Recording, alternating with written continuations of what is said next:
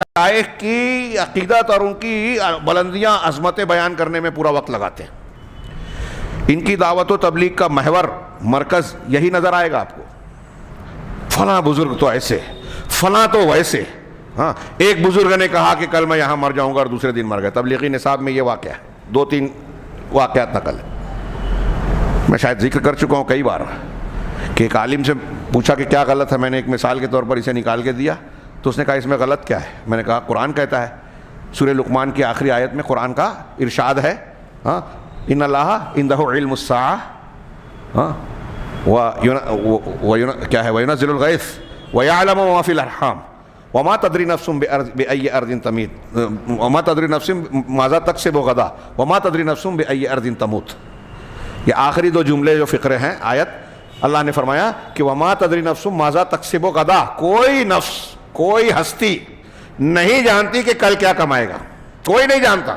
کسی کو اللہ رب العالمین خاص حالات میں کچھ باتیں بتا دے تو یہ ایکسیپشن ہے, اور وہ خود سے نہیں جانا, اللہ نے اپنی مشیت سے بتایا. یہاں دھوکہ مت دیجئے کہ اللہ کے رسول نے پیشین گوئیاں کی. یہ اللہ تعالیٰ نے آپ کو بتایا تو آپ نے پیشین گوئیاں کی, اور جب اللہ کے رسول نے بتایا تو ہم کو بھی معلوم ہو گئی.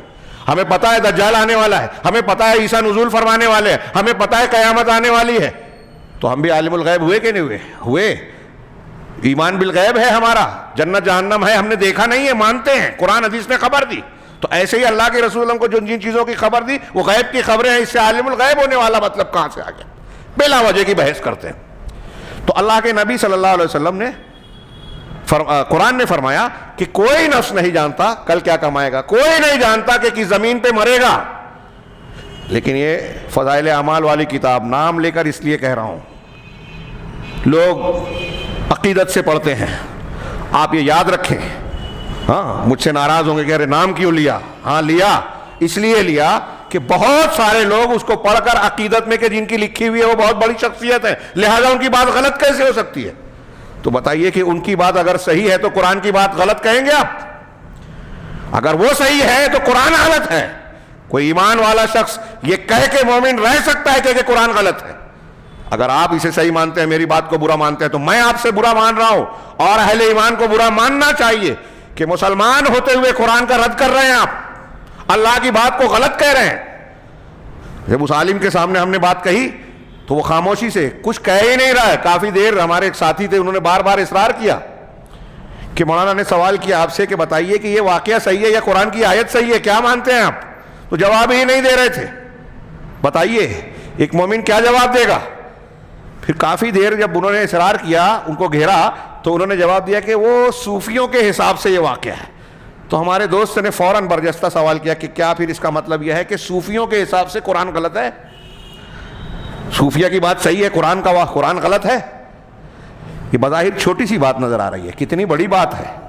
ہاں, صحابہ کرام کا حوالہ دیتے ہیں لوگ, ائمہ کرام کا, امام ابو حنیفہ, امام شافعی, امام مالک کی طرف نسبت کرتے ہیں. ہاں, ان کا یہ عقیدہ تھا کیا؟ ہاں, ایمان اور قرآن و سنت کے سلسلے میں ان کے جو عقائد تھے, پڑھیے, صحیح حدیث مل جائے تو میرا قول چھوڑ دینا. حضرت امام حنیفہ رحمہ اللہ کا کتنا صاف چمکدار سورج کی طرح روشن قول ہے, آپ یہ کیوں نہیں مانتے؟ صحیح حدیث یہ تو قرآن کی آیت ہے, شکوک و شبہات سے بھی بالا تر, اس میں چوچرا کی بھی گنجائش نہیں. آپ تعویل کر کے اس کو صحیح قرار دینے کی کوشش کریں گے اس واقعے کو.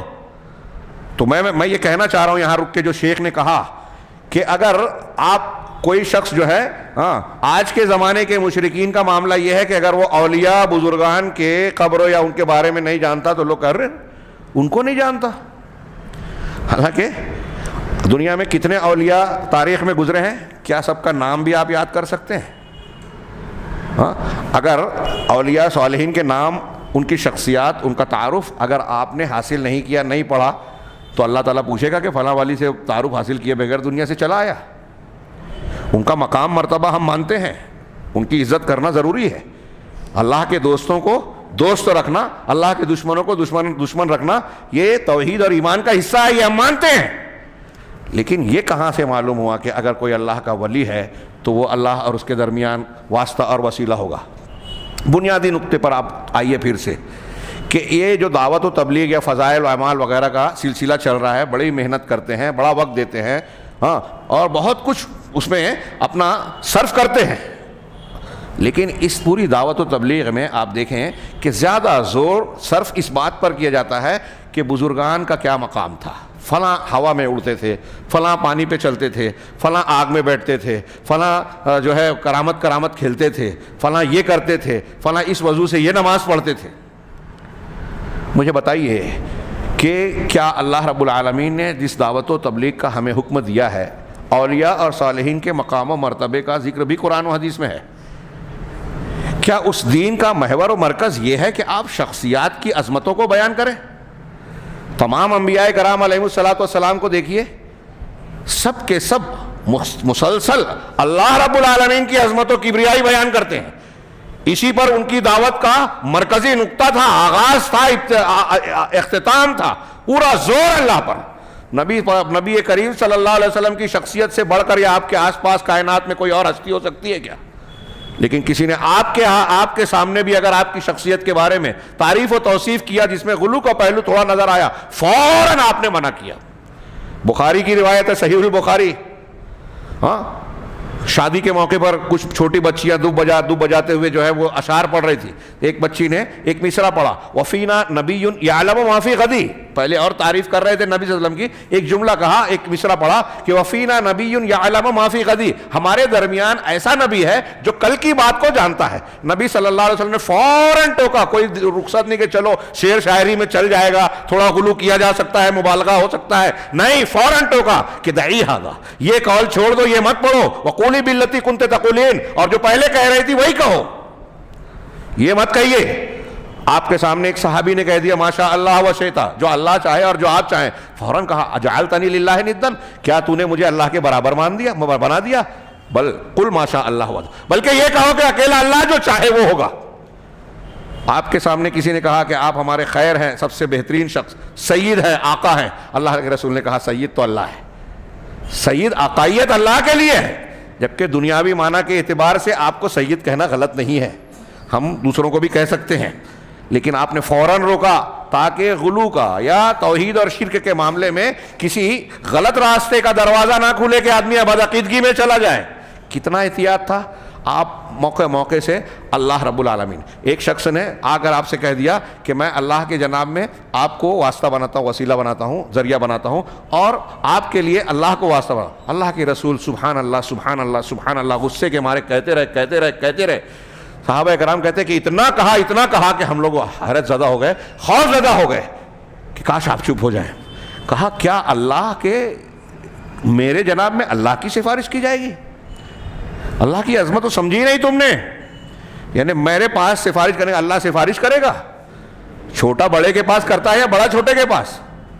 یہ واقعات پڑھیے، اور پھر بزرگوں کی عظمت و کبریائی بیان کرنے کے لیے ہمارے ہاں جو اولیاء صالحین کے واقعات بیان کرتے ہیں کہ فلاں جو ہے وہ اللہ سے لڑائی کر لے گا، وہ جھگڑا کرے گا۔ شیخ عبد القادر جیلانی نے کئی مرتبہ وعدہ لے لیا کہ میرے ماننے والوں کی بخشش کروانا ہے، ہاں، قبر میں جب وہ منکر نکیر آئے تو ہاتھ پکڑ کے کہا کہ آپ لوگوں نے کیسے جو ہے اللہ پر اعتراض کیا تھا جب آدم کو پیدا کرنے کی کوشش کی، اور اس طرح کی بہت ساری خرافات۔ یہاں اللہ کے رسول کہہ رہے ہیں کہ جو اللہ چاہے اور جو آپ چاہیں یہ نہیں کہہ سکتے۔ یہاں ہمارا بزرگ پرست جو ہے، قبر پرست، ولی پرست جو کہتا ہے کہ بعض اولیاء ایسے ہیں جو مردوں کو زندہ کرتے تھے، جو لوح محفوظ میں موت کو مٹا کر زندگی لکھ دیتے تھے، جو بے اولاد کو اولاد دلاتے تھے، لوح محفوظ میں ایک بھی اولاد نہیں ہے، 6 اور 7 اولاد دلا دیا اللہ تعالیٰ سے ضد کر کے لڑ کے، نعوذ باللہ من ذالک۔ کیا ہے یہ؟ شریعت کے ساتھ کھلواڑ ہے، اللہ کی عظمت کو نہ جاننے کا نتیجہ ہے۔ اللہ رب العالمین کی عظمت و کبریائی سے بہت دور ہیں یہ لوگ، شان میں گستاخیاں کرتے ہیں رب العالمین کی۔ یہاں میں وہی کہہ رہا ہوں کہ اس لیے کہ ہمارے یہاں دعوت و تبلیغ کا مرکزی نقطہ اور خوب محنت اسی پہ ہوتی ہے، فلاں بزرگ، اس بزرگوں کی عظمت و کبریائی بتا کے شرک کی دکان بنائی جاتی ہے، چلائی جاتی ہے۔ لوگ اللہ سے زیادہ بزرگوں پر تکیہ اور اعتماد کرتے ہیں، اور دین کی اس بنیاد کو جب آپ نے جڑ سے اکھاڑ دیا یا اس جڑ پر وار کر دیا تو آپ کتنے بھی فضائل پہ عمل کریں، کوئی دن آپ کا تہجد نہ چھوٹے، ساری تسبیحات کریں، آپ پڑھیں سبحان اللہ الحمدللہ کے علاوہ آپ کی زبان سے کوئی کلمہ نہ نکلے، لیکن اگر آپ یہ عقیدہ رکھتے ہو شرکیہ، اللہ کے علاوہ کسی اور کو پکار رہے ہو، چاہے واسطہ اور وسیلہ سمجھ کر پکار رہے ہو، تو یاد رکھیے کہ آپ کی ساری نمازیں، سارے صدقہ و خیرات، ساری محنتیں، ذکر و اذکار، فضائل کے سارے عمل برباد. یہ میں نہیں کہہ رہا ہوں، رب العالمین ہی نے فرمایا وَلَقَدْ أُوحِيَ إِلَيْكَ وَلَقَدْ کیا ہے کہ ہم نے آپ کی طرف بھی وحی کی اور آپ سے پہلے انبیاء کی طرف بھی وحی کی. کیا کی؟ لَإِنْ أَشْرَكْتَ لَيَحْبَطَنَّ عَمَلُكَ. اگر آپ نے شرک کیا تو آپ کے سارے عمل برباد. کس سے کہہ رہا ہے؟ رب العالمین کہہ رہا ہے. کس سے؟ جناب محمد رسول اللہ صلی اللہ علیہ وسلم، سید المرسلین، خاتم النبیین، شفیع المذنبین یوم القیامہ باذن اللہ. ان سے کہہ رہا ہے کہ آپ بھی شرک کریں تو عمل برباد. آپ کی شخصیت اور حیثیت کی کوئی بات نہیں رہ جائے گی. جب تھوڑی غور کیجئے، نبی صلی اللہ علیہ وسلم اگر شرک کریں تو عمل برباد. اللہ کے نبی سارے مقام کے باوجود کچھ نہیں کر پائیں گے اگر شرک کر بیٹھے. یہ ناممکن ہے. سمجھایا جا رہا ہے، قرآن نے سمجھایا ہے، میں نہیں سمجھا رہا ہوں. قرآن نے سمجھایا ہے کہ اگر آپ نے شرک کیا تو اب آپ سید المرسلین ہیں، خاتم النبیین ہیں، رحمت للعالمین ہیں، سارے مقامات کے باوجود عمل برباد. آپ اگر کر لیں، یہ کون کہہ رہا ہے؟ اللہ. اب آپ شرک کریں تو شیخ عبد القادر جیلانی یا فلاں ولی، فلاں بزرگ، کلیئر شریف، بغداد شریف اور فلاں شریف والے بچا لیں گے؟ سارے عمل برباد ہو جائیں گے، کوئی نہیں بچا پائے گا. بہت ننگی، سچی اور واضح حقیقت ہے، دو ٹوک بات ہے قرآن کی، حدیث کی، کوئی ہیچ پیچ نہیں. اگر آپ نہیں ماننا چاہتے اور آپ کو گھما پھرا کے بات کر رہے ہیں تو یہ آپ اپنا نقصان، اپنے آپ کو نقصان میں ڈال رہے ہیں. لہٰذا اس کو سمجھیں. شیخ نے کہا کہ آپ دیکھیں گے کہ آج کے زمانے کے مشرکین